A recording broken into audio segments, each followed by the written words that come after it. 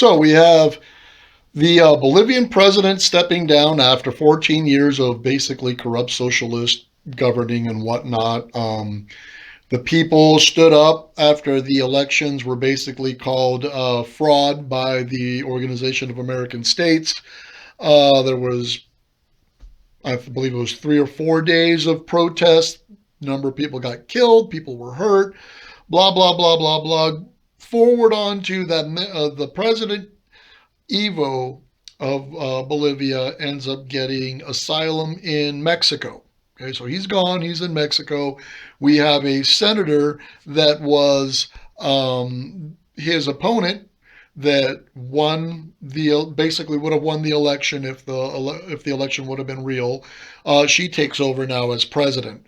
But then we got this wonderful little organization called We Are Me Too. Orale! Que son unos pendejos de mierda porque a mí me caen en las patas. But these guys, right, they come out with the storyline that basically says the United States is responsible. They engineered the coup. You know what pisses me off about that is that there was an entire freaking uh, population. Sorry, I'm thinking in Spanish in my head and it wasn't coming out right. But we have an entire population that stood up, made their desires known. They actually rioted and did all this stuff for it. And now you're going to come in and tell them that it wasn't them, it was the U.S. That has got to be like one of the biggest and most insulting things that I've ever heard in my life. Because you know what? You know who else interferes in shit? Russia. China, all these big ass motherfuckers that used to be, back in the day. China now is doing it right now in Central America. Read about it. Read about the land that was being grabbed unlawfully in Nicaragua from the poor people to make way for giant Chinese compounds.